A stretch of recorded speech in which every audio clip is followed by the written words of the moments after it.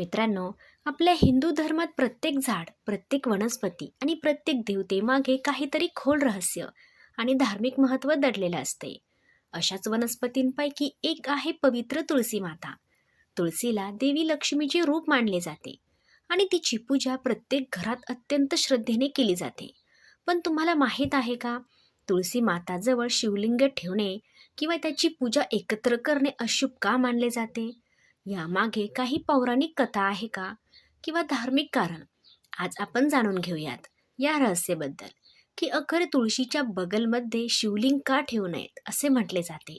की या नियमामागे एक अशी कथा दडलेली आहे, जी केवळ धार्मिकदृष्ट्या समृद्ध नाही, तर ज्यामध्ये धर्म, भक्ती आणि मर्यादा या तिन्हींचा सुंदर संदेशही आहे.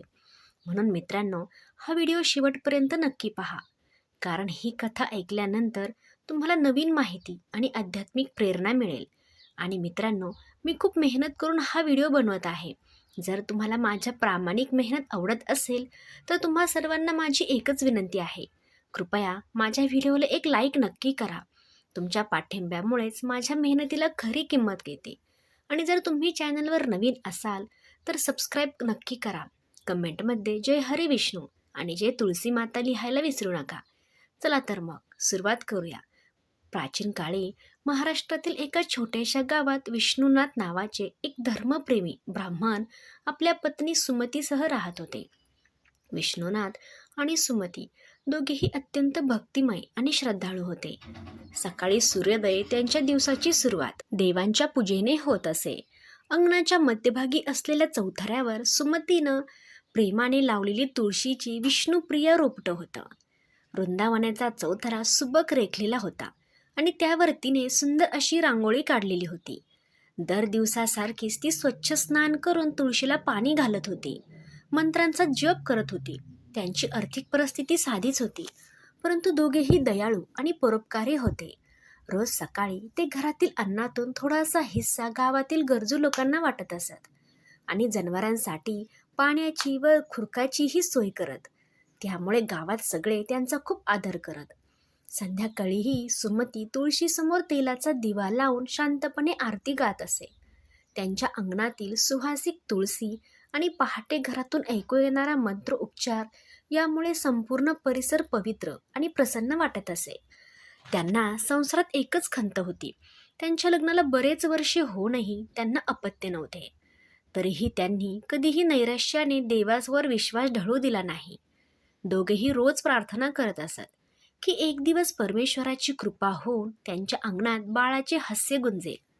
विष्णुनाथ दररोज सकाळी नदीवर स्नान करून मंदिरात जात. नदीचे पाणी पहाटे अंगावर असे, थंडगार असे आणि सूर्याच्या कोवळ्या किरणात चमकत असे. शेकडो भाविकांसह विष्णुनाथ सूर्यदेवाला अवघ्या देत आणि मग ओले वस्त्र परिधान करून शिवलिंगाला मार्ग धरत.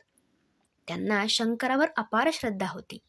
गावाबाहेर वडाच्या मोठ्या झाडाखाली छोटेसे प्राचीन शिवालय त्यांच्यासाठी अत्यंत पवित्र स्थळ होते. रोज त्यांनी आणलेल्या फुलांनी आणि बेलपत्रांनी तेथील शिवलिंगाची मनोभावे पूजा करत. पूजेच्या वेळी मंदिरातील घंटानाद आणि भक्तांचा ओम नमः शिवायचा जप परिसर भरून टाकत असे.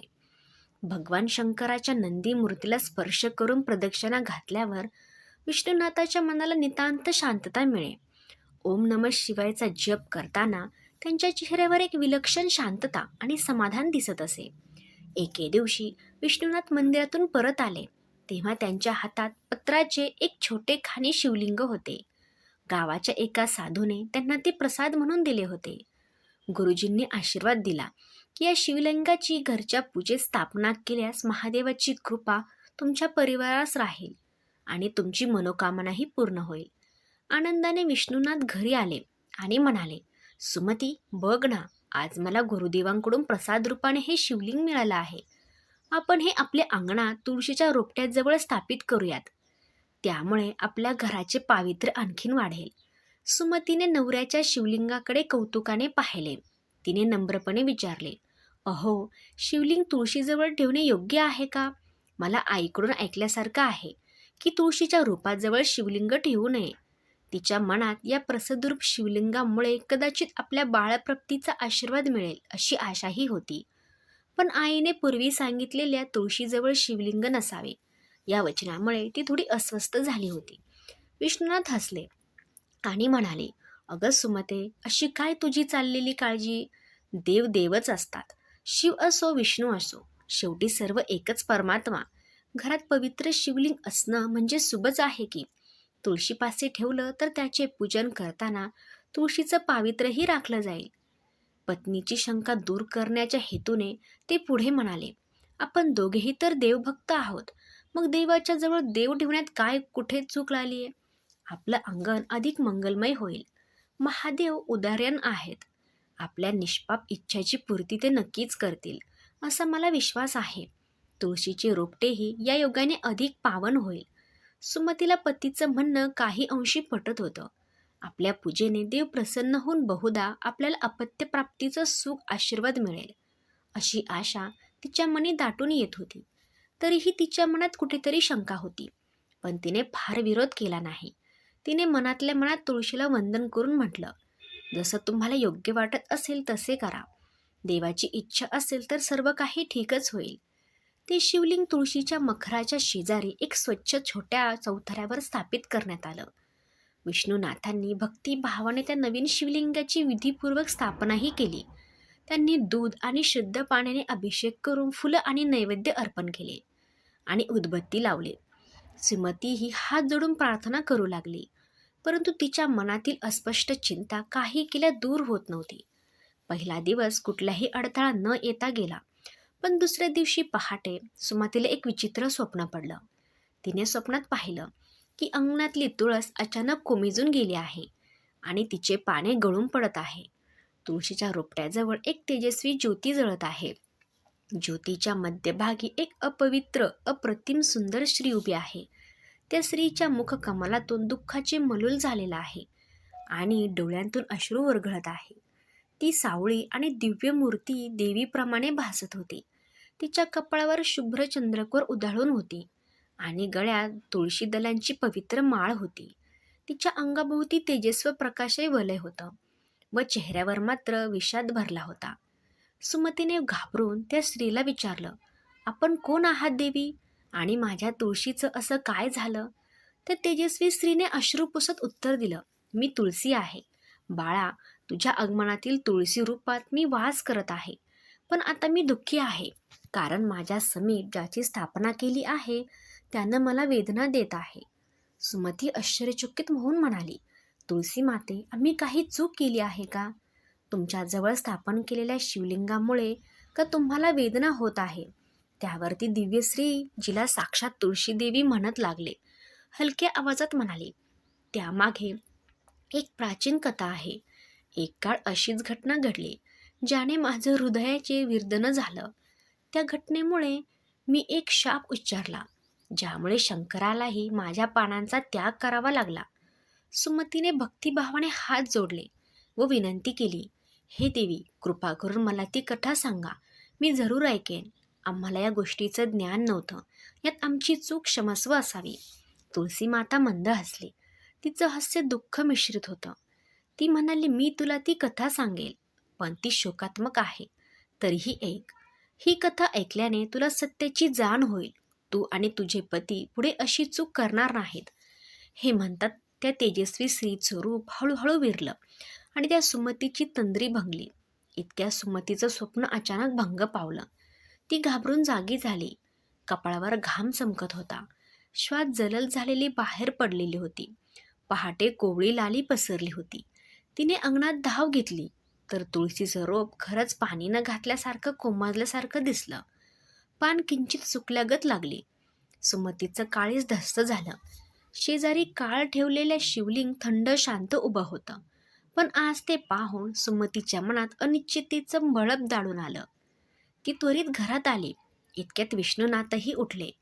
पत्नीची अस्वस्थता पाहून त्यांनी विचारलं, सुमती, काय झालंय? तू एवढी घाबरलेली का दिसतीयस? सुमतीने रात्रीचं स्वप्न व तुळशी देवतीच्या सांगलेल्या शब्दाचे सर्व प्रसंग पतीला कथन केले. तिथे भरल्या डोळ्यांनी विनवणी केली, आपण कदाचित चूक केली आहे. तुळशीच्या जवळ शिवलिंग ठेवून आपण देवी तुळशीचा अपमान तर करत नाही ना? माझ्या स्वप्नात तुलसी मातेने स्वतः येऊन दुःख व्यक्त केलं. विष्णुनाथ थोडे विचारात पडले. त्यांनाही आता काळजी वाटू लागली. ती अंगणात गेले आणि पाहिलं तर खरंच तुळशीची पाने कालपेक्षा थोडी पिवळी पडल्यासारखी होती. एरवी रोज टवटवीत दिसणारी तुळसी आज निरम भासत होती. हे बघून विश्वनाथ व्याकुळ झाले. सुमती, खरंच तुळसी मातेने तुझ्या स्वप्नात येऊन असं काही सांगितलं का? त्यांनी आश्चर्याने विचारलं. होय आहो, मी स्वप्न स्पष्ट पाहिलं आणि ऐकलं. त्या देवींच्या डोळ्यातून अश्रू वाहत होते. त्यांनी एक कथा सांगण्याचा उल्लेख केला. नक्कीच आपल्या पूजेत काहीतरी चूक झाली असावी. विष्णुनाथांच्या मनात अपराधाची जाणीव झाली. ते म्हणाले, आपण कोणत्या तरी नियमाचा भंग केला असावा असं दिसतंय. चल आपल्या गुरुजींकडे जाऊयात किंवा एखाद्या ज्ञानी पुजारीला विचारूयात. अज्ञानामुळे आपण काही चूक केली असेल तर ते आता सुधारायला हवं. त्यांच्या घरापासून काही अंतरावर घराबाहेर एक वडाच्या झाडाखाली वयोवृद्ध साधू महाराज राहत होते. गावातील लोक त्यांना आदराने बाबा म्हणत. अनेक भक्त आपल्या समस्यांचं निराकरण करून घेण्यासाठी त्यांच्याकडे येत. विष्णुनाथ आणि सुमतीने ठरवलं की आपली हकीकत बाबांना सांगून मार्गदर्शन घ्यावं. दोघेही लगेच त्या पहाटेच बाबा तिथे तपस्यात तल्लीन होते आणि ते तिकडे निघाले. सूर्याची कोवळी किरणे धरतीवर पडत होती. पक्ष्यांचा किलबिलाट सुरू होता. अशा प्रसन्न वातावरणातही विष्णुनाथ आणि सुमतीच्या मनाला मात्र रात्रीचं स्वप्न सतावत होतं. वडाच्या झाडाखाली असणावर बाबा शांत ध्यानिस्थ होते. त्यांच्या भोवती काही श्रद्धाळू मंडळीही भजन गात बसली होती. विष्णुनाथ आणि सुमती थेट बाबांच्या पायाशी जाऊन लीन झाले. बाबांनी डोळे उघडत त्यांना आशीर्वाद दिला आणि जवळ बसण्याची खूण केली. त्यांच्या कपाळावर पवित्र भस्माचं त्रिपुंड लावलेला होता आणि गळ्यात रुद्राक्षाची माळा झळकत होती. त्यांनी भस्मी वस्त्र धारण केले होते. चेहऱ्यावर अपार शांती आणि करुणेची छटा दिसत होती. बोला, आज एवढे चिंताग्रस्त का आहात तुम्ही दोघे? बाबांनी समाधान स्वरात विचारले. विष्णुनाथाने संपूर्ण घडलेले प्रसंग बाबांना सांगितले. मंदिरातून प्रसाद रूपाने मिळालेले शिवलिंग अंगणात तुळशीपाशी ठेवणे, रात्री सुमतीला पडलेलं अद्भुत स्वप्न आणि त्यात तुळशी देवीचं प्रकट होणं, सकाळी उठून पाहिल्यावर तुळशीची कोमजलेली अवस्था, हे सारं ऐकताच विष्णुनाथांच्या डोळ्यात पश्चातापाचे अश्रू उभे राहिले. त्यांनी आपली काहिली ऐकल्यावर बाबा मंदस्थित झाले आणि त्यांनी डोळे मिटून नारायण नारायण असा उच्चार केला. जणू त्यांना सगळं काही उलगडं होतं. बाळांनो, तुम्ही अज्ञानापोटी एक चूक केली आहे, पण तुमचा हेतू भक्तिपूर्व असल्याचा माझ्या लक्षात येतंय. देव नक्कीच क्षमा करतील. तुम्ही विचारत होता ना, तुळशीच्या जवळ शिवलिंग का ठेवू नये? ह्याचं प्रश्नाचे उत्तर तुलसी देवीने स्वतः स्वप्नात येऊन तुला द्यायचं ठरवलं होतं. सुमती, ती कथा ऐकल्याशिवाय तुम्हाला मूळ कारण समजणार नाही. सुमतीने आतुरतेने मांडे लावले. विष्णुनाथही एकत्र चित्तेने बाबाकडे पाहू लागले. सकाळच्या सोनेरी प्रकाशात बाबा एखाद्या प्राचीन ऋषीसारखे भासत होते. त्यांच्या मुखाकडे सर्वांचे लक्ष केंद्रित झाले आणि बाबांनी आपल्या गंभीर स्वरात पौराणिक कथांचा पट उघडला. आसपास जमलेले इतर भक्तांनीही नीरव शांततेने ते कथन ऐकत होते. वडाच्या झाडांच्या पानातून येणारा मंद वाऱ्याच्या सुरासीन वास जणू कथेला ताल देत होता.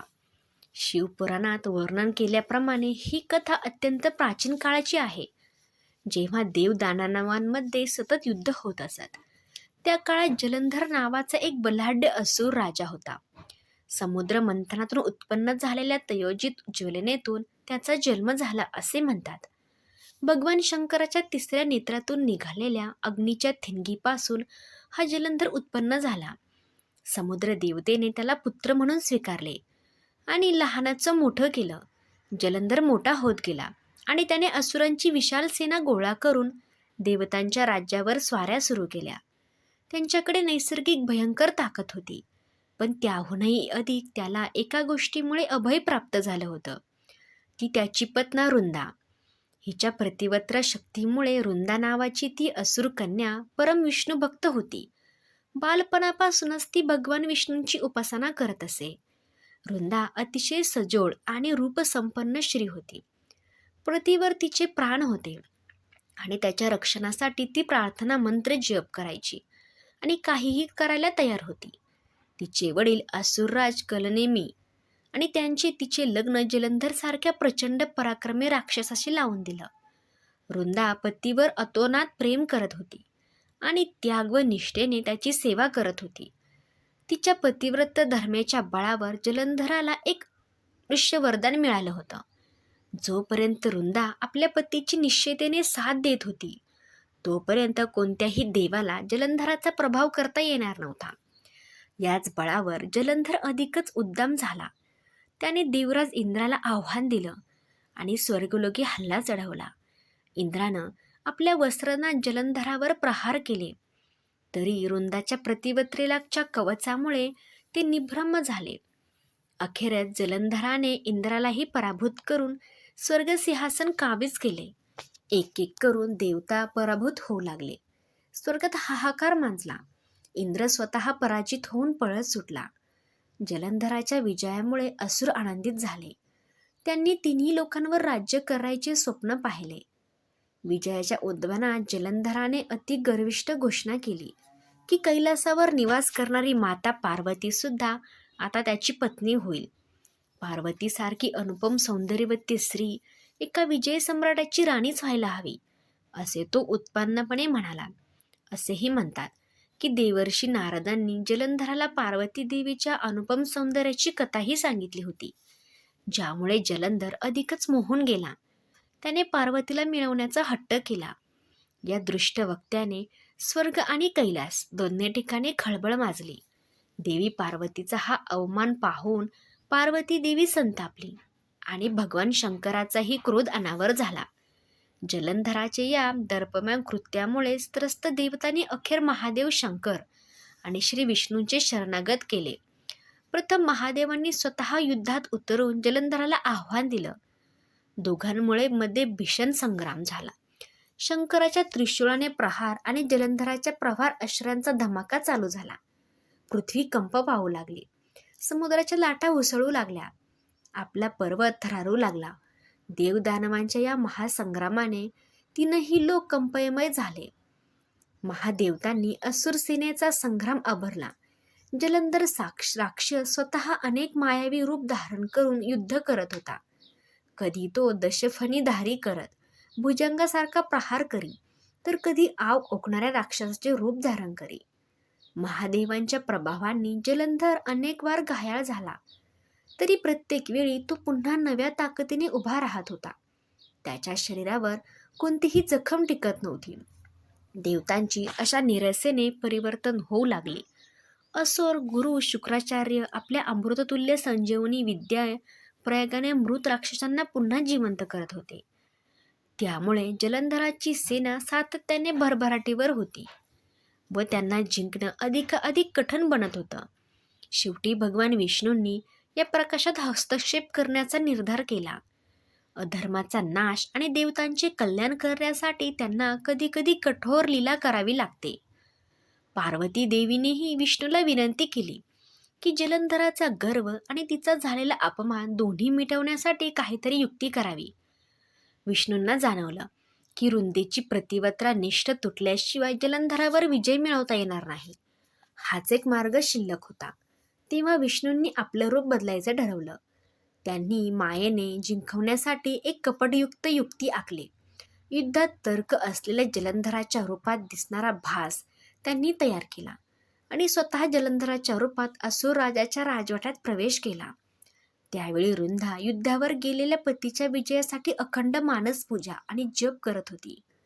ती पतीच्या संरक्षणासाठी अग्निहोत्र करून भगवंतांना साकड घालत होती. राजवाड्यात अचानक वृंदेने पाहिलं की तिचे पती समोर उभे आहेत. युद्ध जिंकल्यावर ती घरी परतले असल्याचं पाहून ती अत्यंत सुखावली. भावविभोग होऊन तिने देवतांचे आभार मानू लागली की तिची प्रार्थना रंगली. जलंधर रूपातील विष्णूला समोर पाहून वृंदा मोहरून गेली. पतीवर अपार प्रेम असलेले तिने त्यांचे आदरातिथ्य केले. त्यांच्या पायांना पाणी घालून अर्धे तीर्थ कपाळावर घाम पुसला. प्रसन्न झालेल्या वृंदेने मनोगत आपल्या इष्टदेव विष्णूचेही आभार मानले की त्यांनी तिच्या पतीचे रक्षण केले. विष्णुनाथ आणि सुमती दोघेही डोळे मोठे करून ही अद्भुत कथा ऐकत होते. मध्ये सुमतीने विचारलं, बाबा, भगवान विष्णूंची ही असं कपट का केलं? हे तर रुंदेच्या विश्वासाला तडा देणारं कृत्य होतं ना. बाबांनी हलकेच मान डोलावली आणि प्रेमळ स्वरात म्हणाले, वत्से, हे खरं आहे की रुंदेच्या विश्वासाला धक्का पोहोचेल, पण जेव्हा अधर्म प्रचंड बाळवळतो तेव्हा तो मोडण्यासाठी देवांना प्रसंगी कठोर पावले उचलावी लागतात. रुंदेच्या प्रतिवत्र्याचं बळ जिथे सृष्टीच्या तुलनेसाठी धोका बनलं होतं, ते रोखणं अतिशय आवश्यक होतं. विष्णूंना स्वतःलाच माहीत होतं की या रुंदेला दुःख भोगावं लागेल, पण त्या काळच अटळ होता. सुमतीने हळूहळू मानावर खाली हलवली आणि मनात रुंदेसाठी सहानुभूती दाटून आली होती. विष्णुनाथांनीही दीर्घ श्वास घेत आपलं कान पुन्हा कथेकडे लावला. बाबा पुढे सांगू लागले, रुंदेला जराही संशय येऊ नये म्हणून विष्णू जलांधराच्या रूपात तिच्या समोर उभे राहिले. रुंदेने आनंदात आपल्या समोर पतीचं स्वागत केलं, आलिंगन केलं. तिच्या अंतर्नामाचे विश्वास ठेवला की माझे स्वामी सुखरूप परत आले आहेत. त्या रात्री रुंदा स्वतःला अतिशय भाग्यवान समजू लागली आणि तिने सर्व दुःख विसरून तथाकथित पतीसोबत रात्र घालवली. पण दुसऱ्या दिवशी पहाट होताच वास्तव उजेडात आलं. जेव्हा सूर्याचं उजेड पसरू लागलं तेव्हा रुंदेला जाणवलं की ज्या व्यक्तीला ती आपला पती समजले आणि देहाभोवती काहीतरी अद्भुत तेज आहे, तिच्या डोळ्यांसमोर तिच्यासमोर उभ्या असलेल्या पतीचे रूप विलीन होऊ लागलं आणि त्या जागी चतुर्भुज भगवान विष्णू उभे आहेत हे तिला जाणवलं. तिच्या हृदयात धडकी भरली. जर हा विष्णू आहे तर माझे पती कुठे आहेत? रुंदा घाबरून विष्णूंना म्हणाली, माझे पती कुठे आहेत आणि तुम्ही इथे कुठून आलात? रणधुळीला गजारून दूरवर कानांवर येऊ लागला. तिच्या मनात भयंकर शंका दाटू लागली.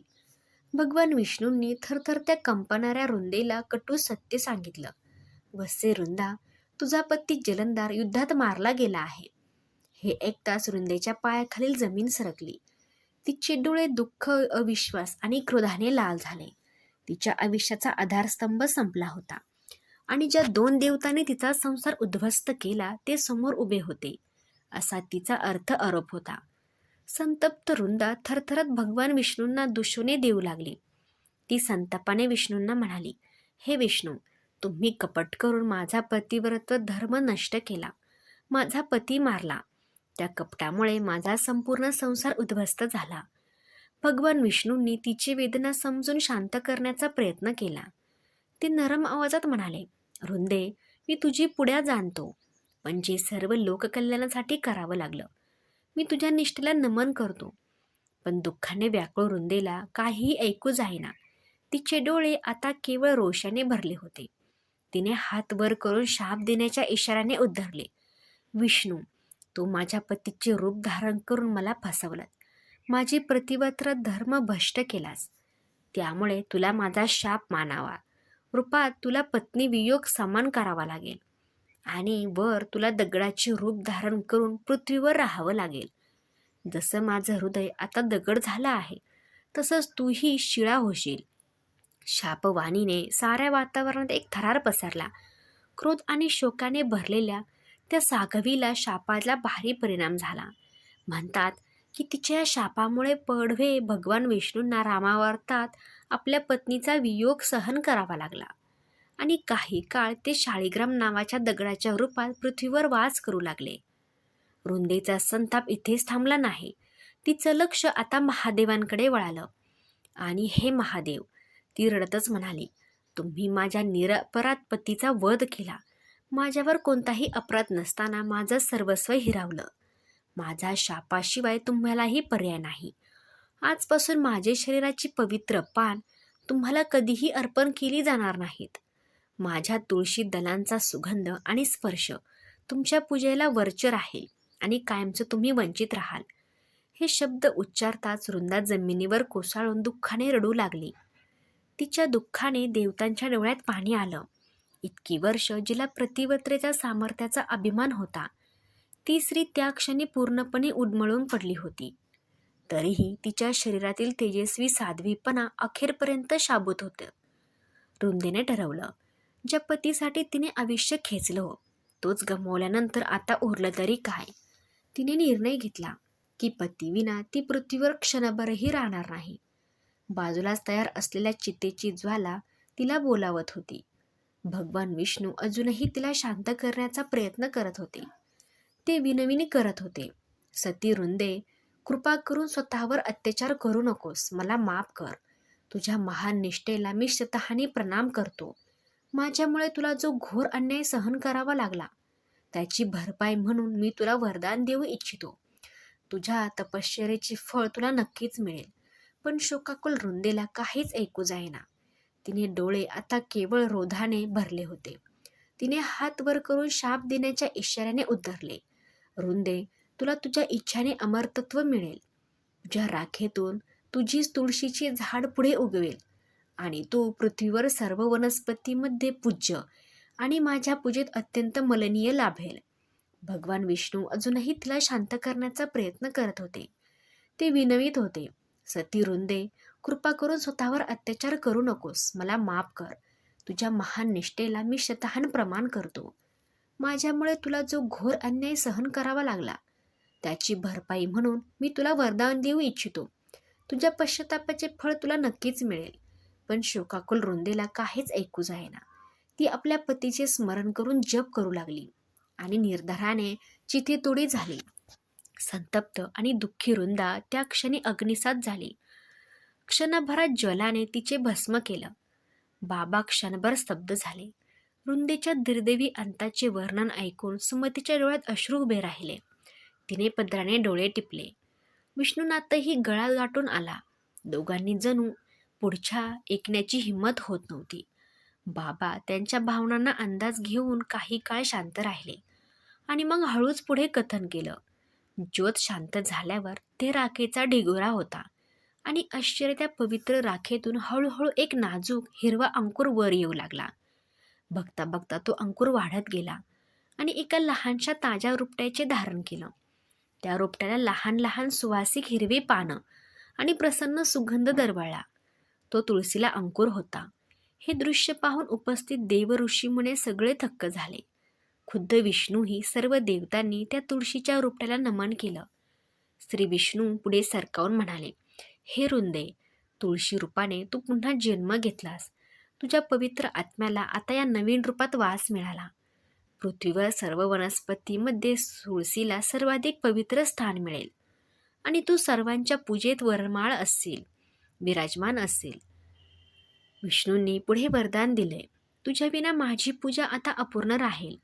तुळशीदल अर्पण केल्याशिवाय मला प्रसन्न करता येणार नाही आणि तू जे मला दगडाचे रूप धारण करण्याचा शाप दिलास तोही मी मान्य करतो.